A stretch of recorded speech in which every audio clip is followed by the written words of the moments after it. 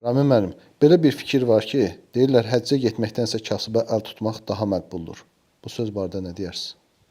Mən bilmirəm bu həcc nəyə görə çox adam narahat edir. Hələ ümumi həcdən danışılır ki, həcc nəyə görə həcə getməkdənsə belə eləmək lazımdır.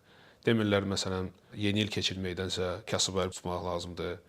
Nə bilim, arağa pul verməkdənsə, siqaretə pul verməkdənsə kasıba əl tutmaq lazımdır. Bunu heç kim danışmır.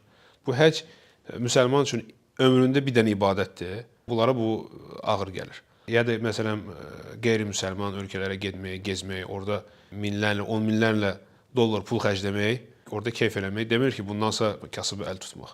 Ömründə bir dənə olan ibadət, vacib ibadətə belə ağır gəlir olar. Ona görə sözsüz ki, bu səhv yanaşmadır.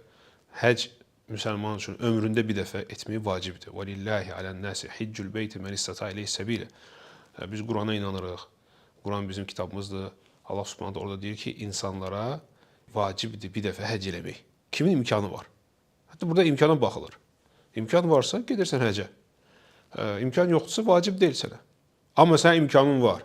Sən Avropaya gez, orada pul xərclə, desən bu normaldır. Yeni il, ad günü keçir, desən ki, heç nə olmaz. Amma həccə gedən desən, yox, kasıba ondan yaxşıdır əl tutmaq. Əlbəttə ki, o nəinki şəriətə zidd, hətta sağlam düşüncəyə də zidd yanaşmadır.